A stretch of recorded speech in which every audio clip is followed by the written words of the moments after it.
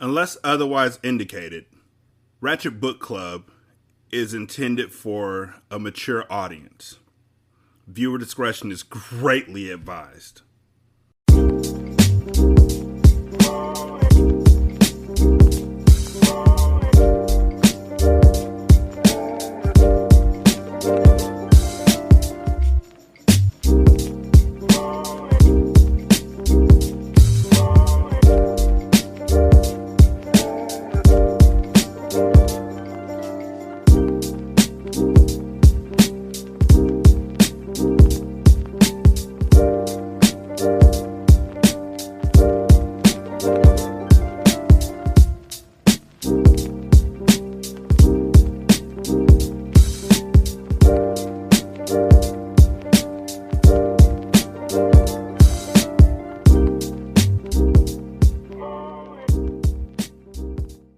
Ratchet Book Club, hood classics, good classics, Derek. You know, when I was younger, my full name was Derek D. Great.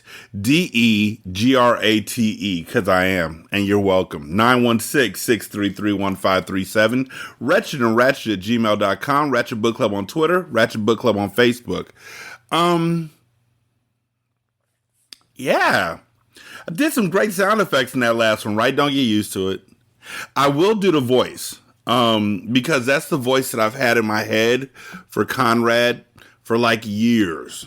But the sound effects, that was the gift to accentuate what was going on. You're not going to hear the 3, 5, 7 at all in this show because it's not the cartel or anything stupid like that. But you won't hear a lot of gunshots either. I don't think. We'll see. I don't know. I love this book though. It's great, right? I know. You're welcome. Chapter 2. At Snow County Hospital, in the expected father's waiting room, the inner door opens to a short corridor with the supply room to the left and a bathroom to the right. Fluorescent ceiling panels, white walls, and a white ceramic tile floor imply impeccable antibacterial procedures. I have seen that space because my child entered the world in the same maternity ward on another unforgettable night of incomparable chaos. On that stormy evening in 1974, with Richard Nixon gone home to California and Beazle on a rampage, my father found a nurse sprawled in the hallway, shot point blank. He remembers almost being driven to his knees by pity, by despair. The loss of Dr. McDonald, although terrible, had not fully penetrated Dad, for it had been so sudden, so dreamlike. Mere moments later, the sight of this dead nurse, young, fair, like a fallen angel in white raiments, golden hair fanning in a halo around her eerily serene face, pierced him, and he absorbed the truth and the meaning of both deaths at once. He tore open the storage closet door, searching for something he might use as a weapon. He found only spare linens, bottles of antiseptic cleaner, a locked cabinet of medications. Although in retrospect, this moment struck him as darkly comic, at the time he thought, with grave seriousness and with the logic of desperation, that having needed so much dough over the past few years, his hands were dangerously strong. If only he could get past Bezo's gun, he surely would have the strength to strangle him. No makeshift weapon could hope to be as deadly as the well-flexed hands of an angry baker. Sheer terror spawned this lunatic notion. Curiously, however, terror also gave him courage. The short hallway intersected a longer one, which led left and right. Off this new corridor, 3 doors served a pair of delivery rooms as well as the neonatal care unit, where swaddled newborns, each in his or her bassinet, pondered their new reality of light, shadow, hunger, discontent, and taxes. Dad sought my mother and me, but found only her. She lay in one of the delivery rooms, alone and unconscious on the birthing bed. At first, he thought that she must be dead. Darkness swooned at the edges of his vision, but before he passed out, he saw that his beloved Maddie was breathing. He clutched the edge of her bed until his vision brightened. Gray-faced, drenched with sweat, she looked not like the vibrant woman he knew, but instead appeared to be frail and vulnerable. Blood on the sheets suggested that she delivered their child, but no squalling infant was present. Elsewhere, Bezos shouted, "Where are you, bastards?" Reluctant to leave my mother, Dad nevertheless went in search of the conflict to see what help he could provide. As he has always insisted, any baker would have done. In the second delivery room, he found Natalie Bezos upon another birthing bed. The slender aerialist had so recently died from the complications of childbirth that her tears of suffering had not yet dried upon her cheeks. According to Dad, even after her agony and even in death, she was ethereally beautiful. A flawless olive complexion, raven hair. Her eyes were open, luminous green, like windows to a field in heaven. For Conrad Bezos, who didn't appear to be handsome under the grease paint, and who was not a man of substantial property, and whose personality would surely be at least somewhat off-putting, even under ordinary circumstances, this woman was a prize beyond all reasonable expectation. You could understand, though not excuse, his violent reaction to the loss of her. Stepping out of the delivery room, Dad came face to face with the homicidal clown. Simultaneously, Bezos flung open the door from the crochet and charged into the hall, a blanketed infant cradled in the crook of his left arm. At this close range, the pistol in his right hand appeared to be twice the size of that which it had been in the waiting room. As if they were in Alice's Wonderland, where objects grew or shrank with no regard for reason or for the laws of physics. Dad might have seized Bezos' wrists and, with his strong baker hands, fought for possession of the gun, but he dared not act in any way that would have put the baby at risk.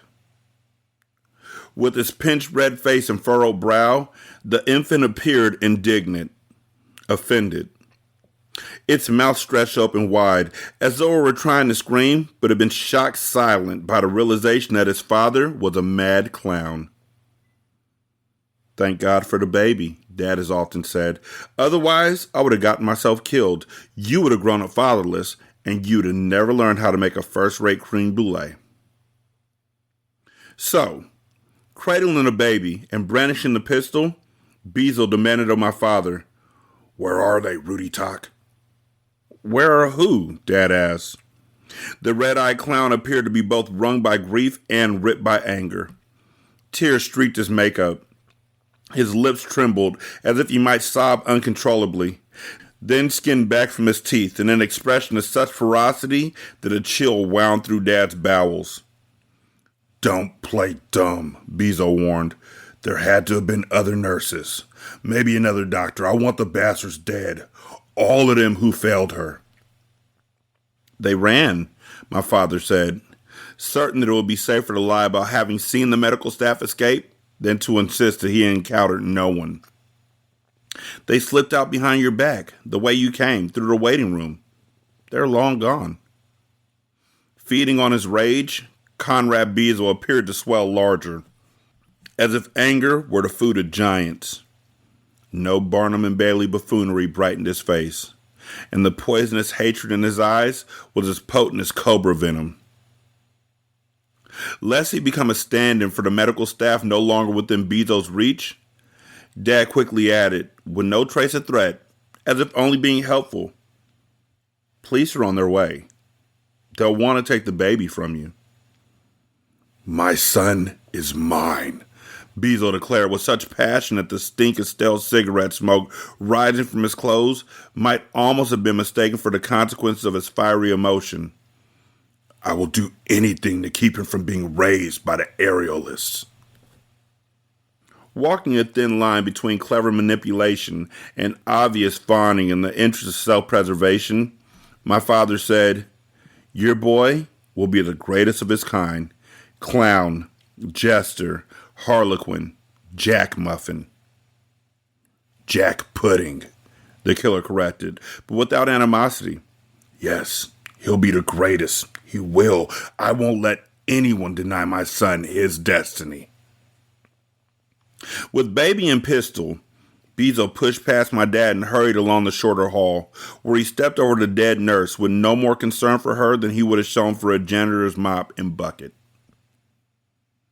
Feverishly trying to think of something he could do to bring down this brute without harming the infant, Dad could only watch in frustration. When Bezo reached the door to the expectant father's lounge, he hesitated, glanced back. "I'll never forget you, Rudy Talk. Never."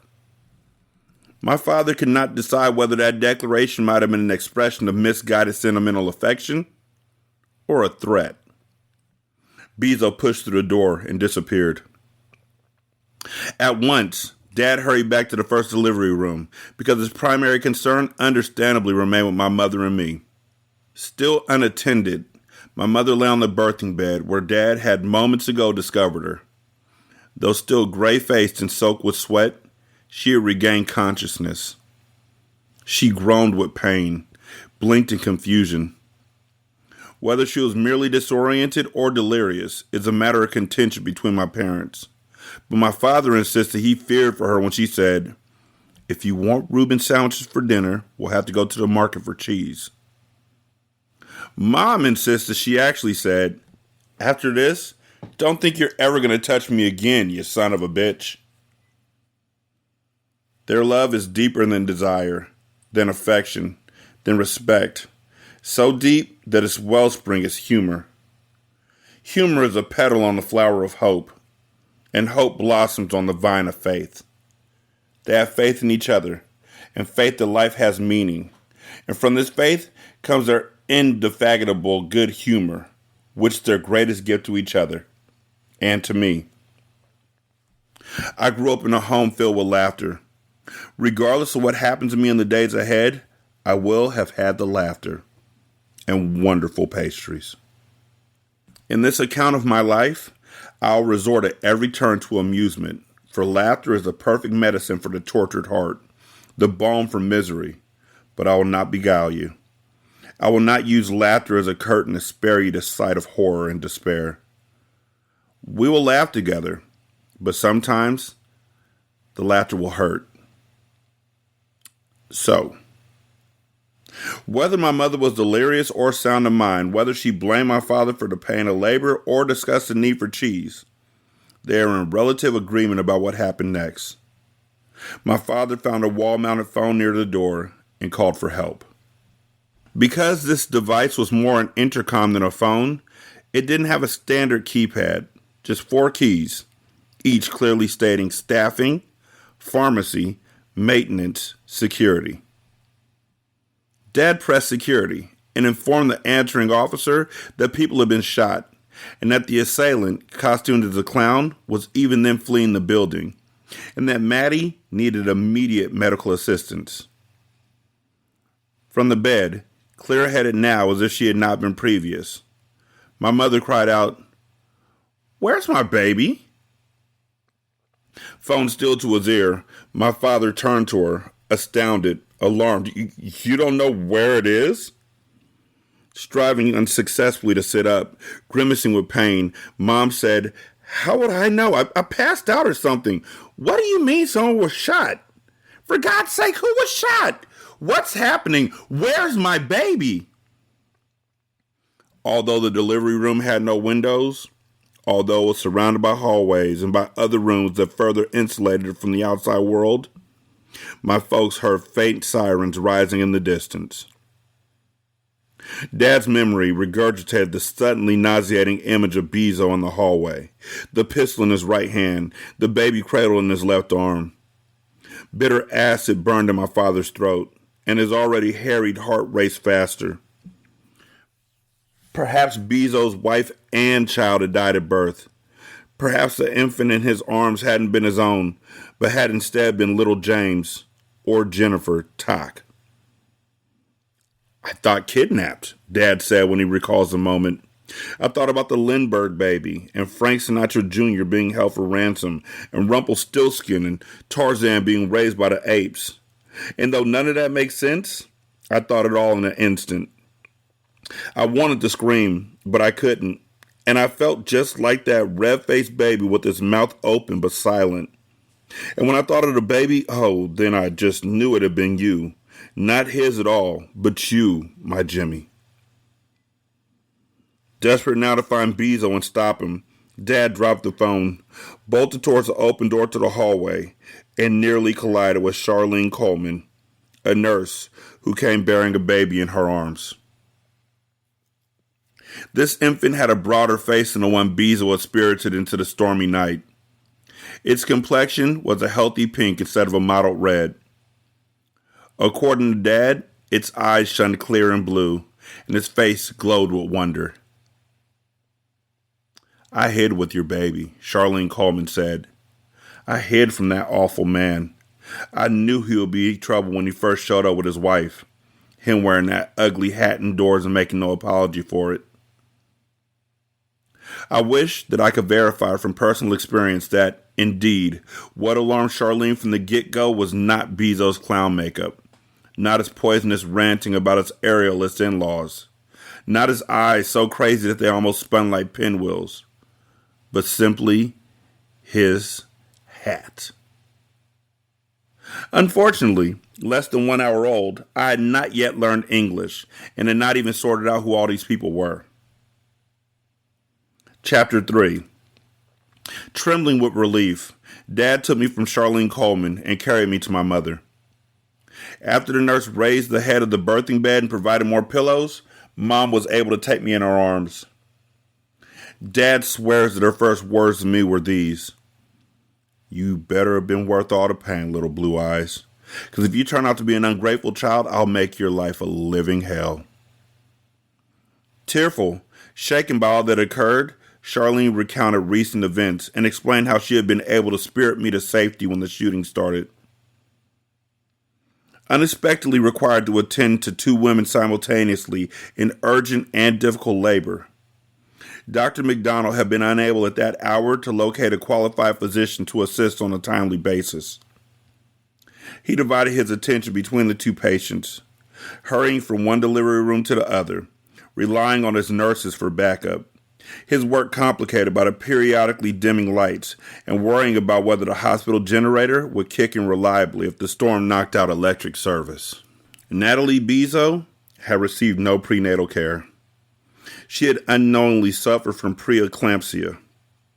During labor, she developed full-blown eclampsia and experienced violent convulsions that would not respond to treatment, and that threatened not only her life, but the life of her unborn child. Meanwhile, my mother endured an excruciating labor, resulting largely from the failure of her cervix to dilate. IV injections of synthetic oxytocin initially did not induce sufficient contractions of the uterine muscles to allow her to squeeze me into the world. Natalie delivered first. Dr. McDonald tried everything to save her. An endotracheal tube to assist her breathing, injections of anticonvulsants, but soaring blood pressure and convulsions led to a massive cerebral hemorrhage that killed her. Even as the umbilical cord was tied off and cut between the Bezo baby and his dead mother, my mother, exhausted but still struggling to expel me, suddenly and at last experienced cervical dilation. The Jimmy Talk Show had begun. Before undertaking the depressing task of telling Conrad Bezo that he had gained a son and lost a wife, Dr. McDonald delivered me, and according to Charlene Coleman, announced that this solid little package would surely grow up to be a football hero. Having successfully conveyed me from wound to wider world, my mother promptly passed out.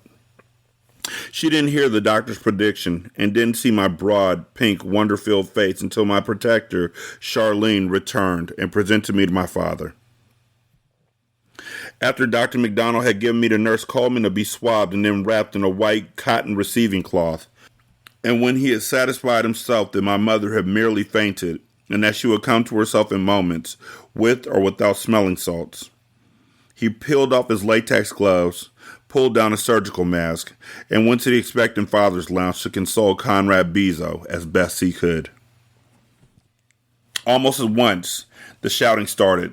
Bitter, accusatory words, paranoid accusations.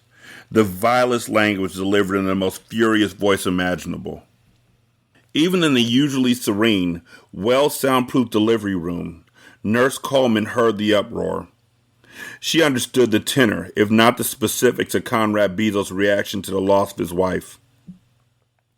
When she left the delivery room and stepped into the hallway to hear Bezo more clearly, intuition told her to carry me with her, bundled in a thin blanket. In the hall, she encountered Lois Hanson, another nurse, who had in her arms the Bezo baby. Lois, too, had ventured forth to hear the clown's intemperate outbursts. Lois made a fatal mistake. Against Charlene's advice, she moved towards a closed door to the waiting room, believing that the sight of his infant son would quench Bezo's hot anger and ameliorate the intense grief from which his rage had flared. Herself a refugee from an abusive husband, Charlene had little faith that the grace of fatherhood would temper the fury of any man who, even in a moment of profound loss, responded first and at once with rage and with threats of violence, rather than with tears or shock or denial. Besides, she remembered his hat, worn indoors with no regard for manners. Charlene sensed trouble coming. Big trouble. She retreated with me along the maternity ward's internal hall to the neonatal care unit. As that door was swinging shut behind us, she heard the gunshot that killed Dr. McDonald. This room contained rows of bassinets in which newborns were nestled, most dreaming, a few cooing, none yet crying. An enormous view window occupied the better part of one long wall, but no proud fathers or grandparents were currently standing on the other side of it. With the infants were two crochet nurses. They had heard the shouting, then the shot, and they are more receptive to Charlene's advice than Lois had been. Presciently, Nurse Coleman assured them that the gunman wouldn't hurt the babies, but warned he would surely kill every member of the hospital staff that he could find.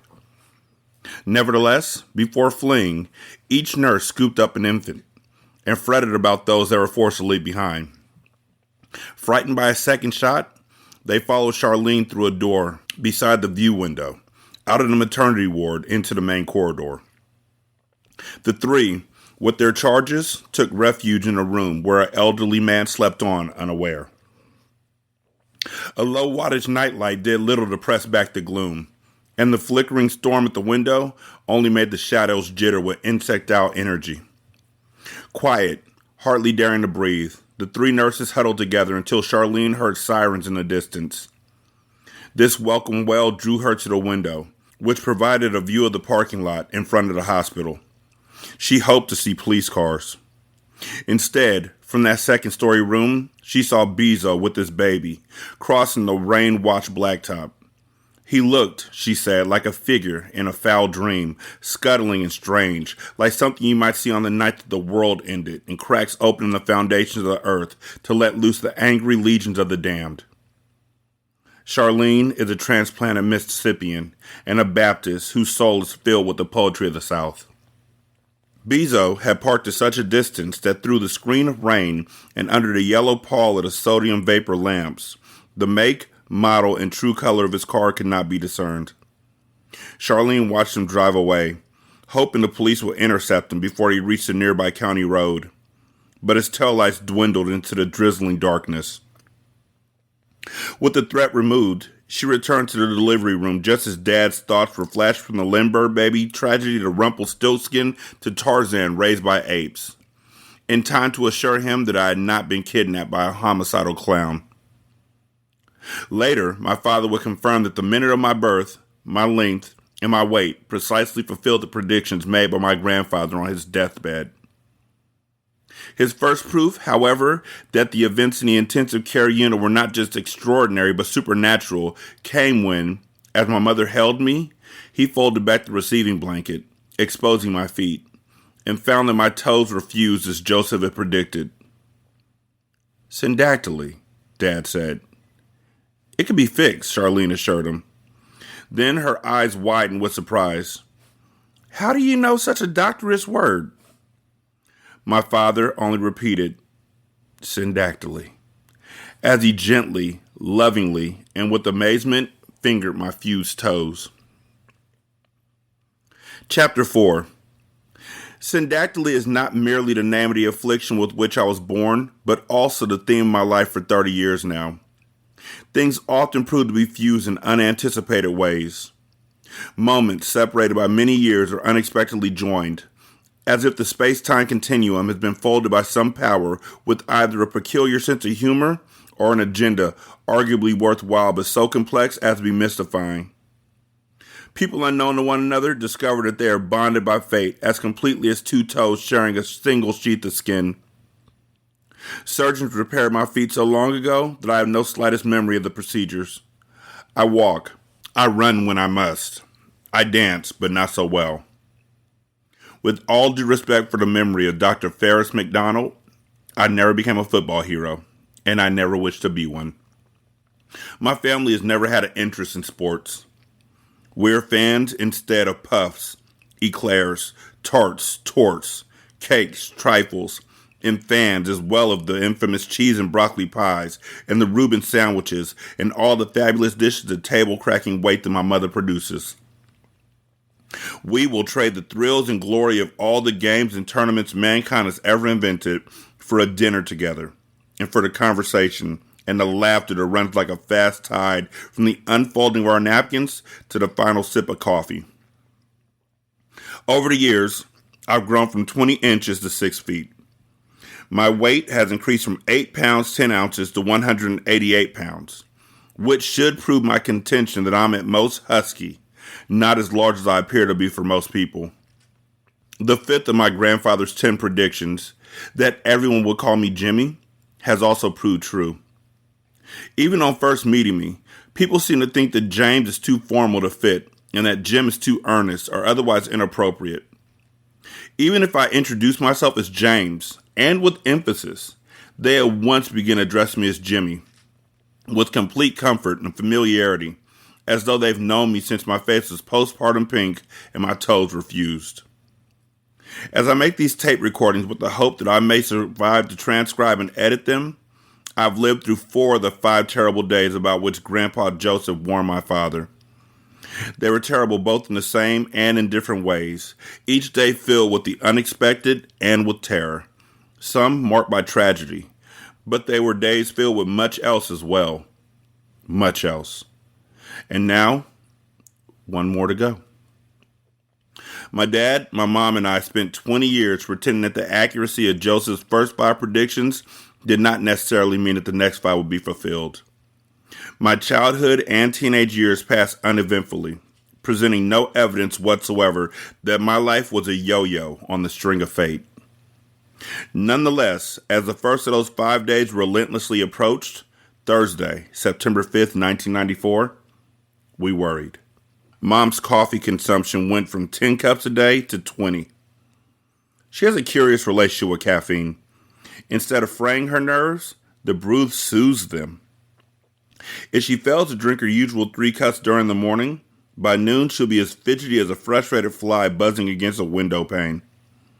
If she doesn't pour down 8 by bedtime, she lies awake, so mentally active that she not only counts sheep by the thousand, but also names them and develops an elaborate life story for each. Dad believes that Maddie's topsy-turvy metabolism is a direct result of the fact that her father was a long-haul trucker who ate no-dose caffeine tablets as if they were candy. Maybe so, Mom sometimes answers my father, but what are you complaining about? When we were dating, all you had to do was get 5 or 6 cheap coffees into me, and I was as pliable as a rubber band. As September 15th, 1994 drew near, my father's worry expressed itself in fallen cakes, curdled custard, rubbery pie crusts, and creme brulee that had a sandy texture. He could not concentrate on his recipes or his ovens. I believe that I handled the anticipation reasonably well. In the last 2 days leading up to the first of those 5 ominous dates, I might have walked into more closed doors than usual. I'd have tripped more often than is customary for me when climbing the stairs. And I do admit to dropping a hammer on Grandma Rowena's foot while trying to hang a picture for her. But it was her foot, not her head. And the one instant when the trip led to a fall, I only tumbled down a single flight of steps and didn't break anything. Our worry was kept somewhat in check by the fact that Grandpa Joseph had given Dad 5 terrible days in my life. Not just one. Obviously, regardless of how grim September 15th might be, I would not die on that day. Yes, but there's always a possibility of severed limbs and mutilation, Grandma Rowena cautioned, and paralysis and brain damage. She's a sweet woman, my maternal grandmother, but one with too sharp a sense of the fragility of life. As a child, I had dreaded those occasions when she insisted on reading me to sleep. Even when she didn't revise the classic stories, which she often did, even when the big bad wolf was defeated, as he should have been, Grandma paused at key points in the narrative to muse aloud on the many gruesome things that might have happened to the 3 little pigs, if their defenses had not held, or if their strategies had proved faulty. Being ground up for sausages was the least of it. And so, less than 6 weeks after my 20th birthday, came the first of my 5 ordeals. Part 2. Might as well die if I can't fly. Chapter 5. At 9 o'clock on the evening of Wednesday, September 14th, my parents and I met in their dining room to have as heavy a dinner as we might be able to stand up from without our knees buckling. We also gathered to discuss once more the wisest strategies for getting through the fateful day that lay just 3 hours ahead of me. We hoped that in a prepared and cautious state of mind, I might reach September 16th as unscathed as the 3 little pigs after their encounter with the wolf. Grandma Rowena joined us to speak from the point of view of the wolf. That is, she'll play the devil's advocate and relate to us which flaws she saw in our precautions. As always, we took dinner on gold-rimmed Reynard Limoges china, using sterling silver flatware by Buccellati. In spite of what the table setting suggests, my parents are not wealthy, just securely middle class. Although my father makes a fine salary as a pastry chef, stock options and corporate jets don't come with this position. My mother earns a modest income working part-time from home, painting pet portraits on commission. Mostly cats and dogs, but also rabbits, parakeets, and once a milk snake that came to pose and didn't want to leave. Their small Victorian house would be called humble if it wasn't so cozy that it felt sumptuous. The ceilings are not high, and the proportions of the room are not grand, but they have been furnished with great care and with an eye to comfort. You can't blame Earl for taking refuge behind the living room sofa, under the clawfoot tub in the upstairs bath, in a clothes hamper, in the pantry potato basket, and elsewhere during the 3 interesting weeks that he adopted us. Earl was a milk snake, and the home from which he came was a sterile place with stainless steel and black leather furniture, abstract art, and cactuses for houseplants. Of all the charming corners in a small house where you might read a book, listen to music, or gaze out of a many-paned window at a bejeweled winter day, none is as welcoming as the dining room. This is because to the Tock family, food, and the conviviality that marks our every meal is the hub that turns the spokes that spins the wheel of life. Therefore, the luxury of Limoges and Buccellati. Considering that we're incapable of pulling a chair up to any dinner with less than 5 courses, and that we regard the first 4, in which we fully indulge, as mere preparation for the 5th, it's miraculous that none of us are overweight. Dad once discovered that his best wool suit had grown tight in the waist. He merely skipped lunch 3 days, and the pants were then loose on him. Mom's caffeine tolerance is not the most significant curiosity regarding our unusual relationship to food. Both sides of the family, the Tock side and the Greenwich side. Or is it Greenwich? I don't know. Greenwich being my mother's maiden name, have metabolisms as efficient as that of a hummingbird, a creature that can eat 3 times its body weight each day and remain light enough to fly. Mom once suggested that she and my father had been instantly attracted to each other, in part because of a subliminal perception that they were metabolic royalty. The dining room features a coffered mahogany ceiling, mahogany wainscoting, and a mahogany floor. Silk moire walls and a Persian carpet soften all the wood. There is a blown glass chandelier with pendant crystals, but dinner is always served by candlelight. On this special night in September of 1994, the candles were numerous and squat, set in small but not shallow cut crystal bowls, some clear and others ruby red, which fractured the light into soft prismatic patterns on the linen tablecloth, on the walls, and on our faces. Candles were placed not only on the table, but also on the sideboards. Had you glanced in through a window, you might have thought not that we were at dinner, but that we were conducting a seance, with food provided to keep us entertained until at last the ghost showed up. Although my parents had prepared my favorite dishes, I tried not to think of it as a condemned man's last meal. 5 properly presented courses cannot be eaten on the same schedule as a McDonald's Happy Meal, especially not with carefully chosen wines. We were prepared for a long evening together. Dad is the head pastry chef for the world-famous Snow Village Resort, a position he inherited from his father, Joseph. Because all breads and pastries must be fresh each day, he goes to work at 1 o'clock in the morning, at least 5 and often 6 days a week. By 8, with the baking for the entire day complete, he comes home for breakfast with Mom, then sleeps until 3 in the afternoon. That September, I also worked those hours because I had been an apprentice baker for 2 years at the same resort. The Tock family believes in nepotism. Dad says it's not really nepotism if your talent is real. Give me a good oven and I'm a wicked competitor. It's funny, but I'm never clumsy in a kitchen. When baking, I'm Gene Kelly. I'm Fred Astaire. I'm Grace personified. Dad would be going from our late dinner to work, but I would not. In preparation for the first of the 5 days in Grandpa Joseph's prediction, I had taken a week's vacation. Our starter course was soubarek, an Armenian dish. Numerous paper-thin layers of pasta are separated by equally thin layers of butter and cheese, finished with a golden crust. You know, I read this book when I was like 20, maybe a little bit older, maybe a little bit younger, I don't know. But now that I'm an adult, like a full-blown adult, and I can actually make it to a lot of these places without having to ask people, I'm going to find a place out here to make soubarek, and I'm going to try it. Because back then it sounded great, and now it sounds great. It was never one of them moments where it was like, it doesn't sound right.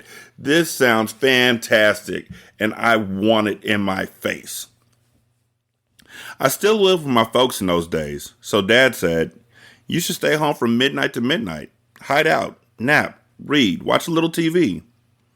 Then what'll happen, Grandma Rowena imagined, is that he'll fall down the stairs and break his neck. Don't use the stairs, Mom advised. Stay in your room, honey. I can bring your meals to you. So then the house will burn down, Rowena said. Now, Weena, the house won't burn down, Dad assured her. The electrical wiring is sound. The furnace is brand new. Both fireplace chimneys were recently cleaned. There's a grounded lightning rod on the roof, and Jimmy doesn't play with matches. Rowena was 77 in 1994, 24 years a widow and past her grief, a happy woman but opinionated. She had been asked to play the devil's advocate, and she was adamant in her role. If not a fire, then a gas explosion, she declared. Gee, I don't want to be responsible for destroying the house, I said. Weena, Dad reasoned, there hasn't been a house-destroying gas explosion in the entire history of Snow Village. So an airliner will crash into the place. Oh, and that happens weekly around here, my father said. There's a first time for everything, Rowena asserted. If there's a first time for an airliner to crash into our house, then there's a first time for vampires moving next door, but I'm not going to start wearing a garlic necklace. If not an airliner, one of those Federal Express planes full of packages, Rowena said. Dad gaped at her, shook his head. Federal Express. Mom interpreted, what Mother means is that surely if fate has something planned for our Jimmy, he can't hide from it. Fate is fate. It'll find him. Maybe a United Parcel Service plane, said Rowena. Over steaming bowls of pureed cauliflower soup, enlivened with white beans and tarragon, We agreed that the wisest course for me would be to proceed as if I would on any ordinary day off work, though always with caution. On the other hand, Grandma Rowena said, caution could get him killed. Now, Weena, how could caution get a person killed, my father wondered. Grandma finished a spoonful of soup and smacked her lips as she had never done until she turned 75, 2 years previously. She smacked them with relish repeatedly. Halfway between her 7th and 8th decades, she had decided that longevity had earned her the right to indulge in certain small pleasures that she had never previously allowed herself. These were pretty much limited to smacking her lips, blowing her nose as noisily as she wished, though never at the table, and leaving her spoon and or fork turned useful side up on the plate at the end of each course, instead of useful side down as her mother, a true Victorian and a stickler for etiquette, had instructed her to always do in order to properly indicate that she had finished. She smacked her lips again and explained why caution could be dangerous. Say Jimmy's going across the street, but he worries that a bus might hit him. Or a garbage truck, Mom suggested. Those great lumbering things on those hilly streets, why, if the brakes let go, what's to stop them? They go right through a house. Bus, garbage truck, it might even be a speeding hearse, Grandma allowed. What reason would a hearse have the speed, Dad asked. Speeding or not, if it was a hearse, said Grandma, wouldn't that be ironic? Run down by a hearse? God knows life is often ironic in a way that it's never shown on television. The viewing public could never handle it, Mom said. Their capacity for genuine irony is exhausted halfway through an episode of Murder, She Wrote. What passes for irony on TV these days, my dad noted, it's just poor plotting. I said, I'm less spooked by garbage trucks than by those huge concrete mixers that drive to construction sites. I'm always sure the part that revolved is suddenly going to work loose of the truck, roll down the street, and flatten me. All right, Grandma Rowena said. So it's a concrete mixer Jimmy's afraid of meeting up with. Not afraid exactly, I said. Just leery. So he stands on the sidewalk, looks left, then looks right, then he looks left again, being cautious, taking his time. And because he delays there on the curb too long, he's hit by a falling safe. In the interest of healthy debate, my father was willing to entertain some rather exotic speculations. But this stretched his patience too far. A falling safe? Where would it fall from? From a tall building, of course, Grandma said. There aren't any tall buildings in Snow Village, Dad gently protested. Rudy, dear, Mom said, I think you're forgetting the Alpine Hotel. That's only 4 stories. A safe drop 4 stories would obliterate Jimmy, Grandma insisted.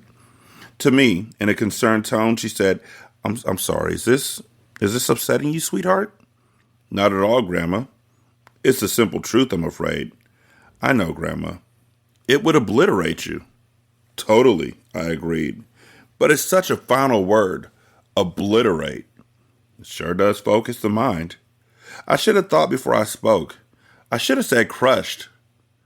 In lambent red candlelight, Weena had a Mona Lisa smile. I reached across the table and patted her hand.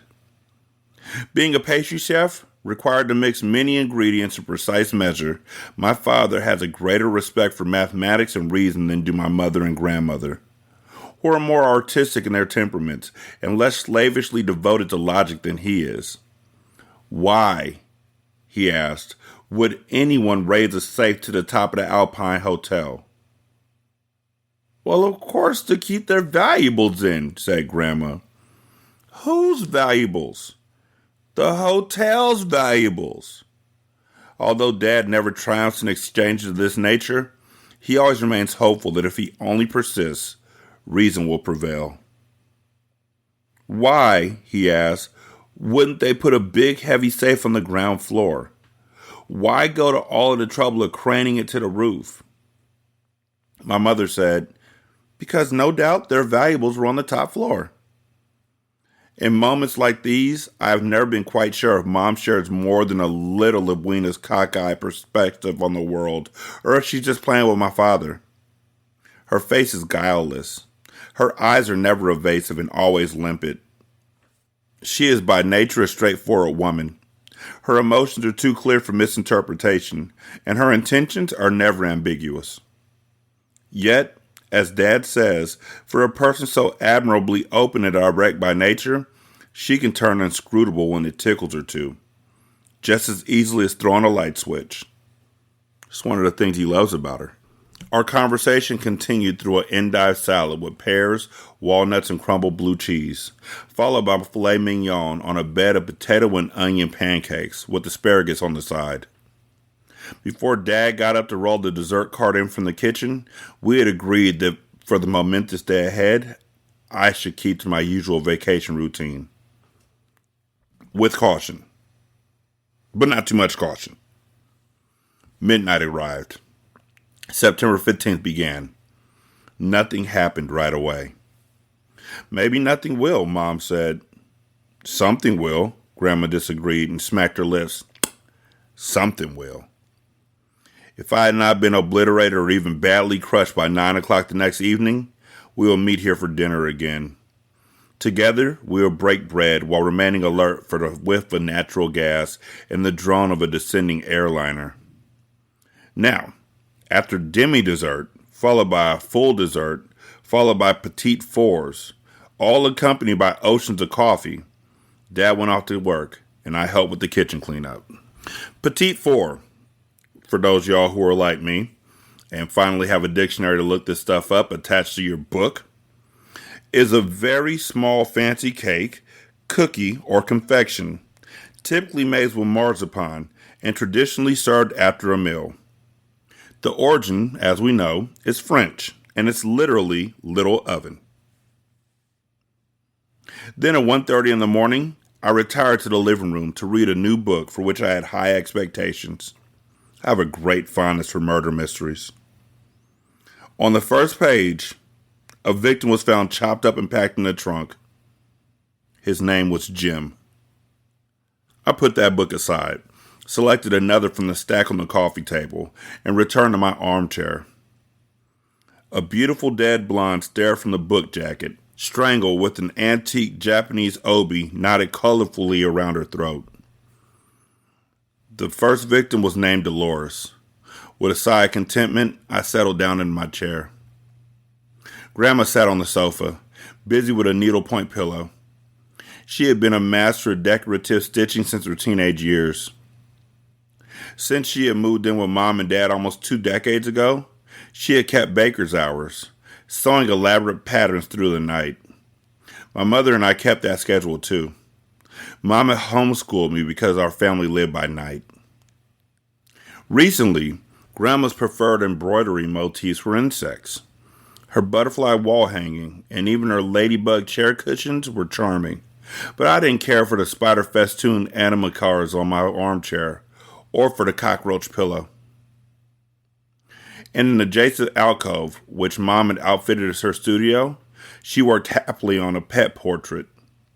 The subject was a glittery-eyed Gila monster named Killer. Because Killer was hostile towards strangers and was not housebroken, the proud owners had provided a series of photos from which Mom could work. A hissing, biting, pooping Gila monster could really spoil an otherwise pleasant evening. The living room is small, and the shallow art alcove is separated from it only by silk curtains and a wide archway. The curtains were open, so Mom could keep an eye on me and be ready to move fast in case she recognized, say, signs of impending spontaneous human combustion. For perhaps an hour, we were silent, immersed in our various pursuits, and then Mom said, "Sometimes I worry that we're becoming the Addams family." The initial 8 hours of my first terrible day passed without a disturbing incident. At 8:15, his eyebrows white with flour, Dad came home from work. I couldn't make a good creme plombières to save my ass. I'll be glad when we've got through this day and I can focus again. We had breakfast together at the kitchen table. By 9 a.m., after more than the usual day's end hugs, we went to our bedrooms and hid beneath the sheets. Perhaps the rest of my family wasn't hiding, but I pretty much was. I believed in my grandfather's predictions more than I cared to admit to the rest of them, and my nerves tightened with each tick of the clock. Going to bed in the hour when most people are starting to begin their workday, I required blackout blinds overlaid by heavy drapes that absorbed both light and sound. My room was quiet and dead black. After a few minutes, I needed urgently to turn on a bedside lamp. Not since early childhood had I been this disturbed by the dark. From my nightstand drawer, I withdrew a plastic sleeve in which was preserved the free pass to the circus that Officer Huey Foster had given to my father more than 20 years ago. The 3x5 card appeared newly printed, marked only by the crease through the middle, where Dad had folded it to fit in his wallet. On the blank reverse, Dad had taken dictation from Joseph on his deathbed. The 5 dates. The front of the pass featured lions and elephants. Admit to, it directed in black letters, and in red blazed the promise, free. Towards the bottom were 4 words that I read uncounted times over the years. Prepare to be enchanted. Depending on my mood, sometimes that sentence seemed to be token forthcoming adventure and wonder. At other times, I drew from it a more threatening interpretation. Prepare to be scared shitless. After returning the pass to the drawer, I lay awake for a while. I didn't think I would sleep. Then I slept.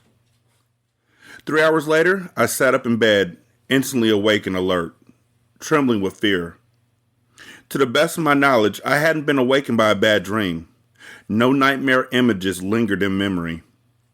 Nonetheless, I woke with a completely formed and terrifying thought so oppressive that my heart felt as if it were being squeezed in a vice, and I could draw only quick, shallow breaths.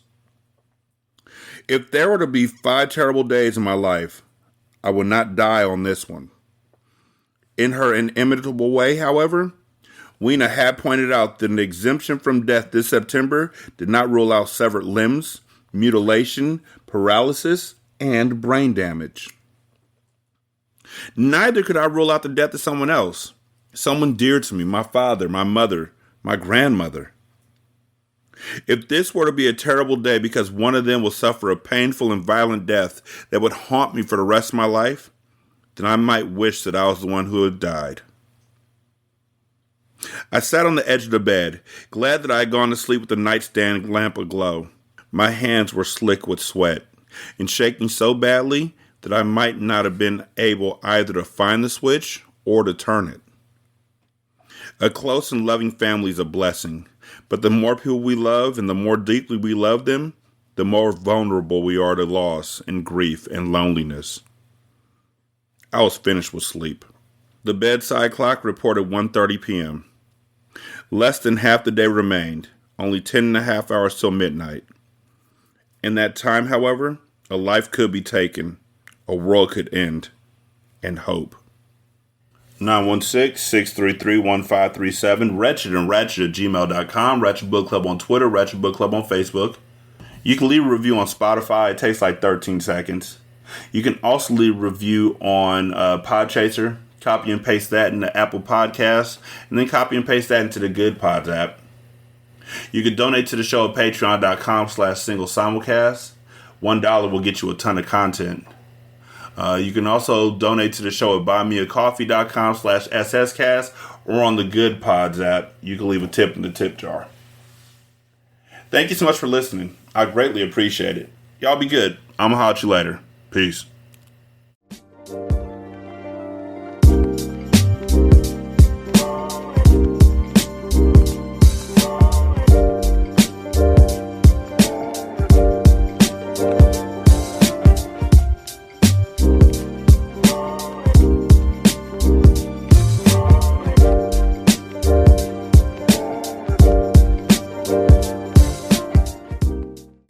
The intro and outro to Ratchet Book Club is by That Kid Garan, and it's called Goodbyes.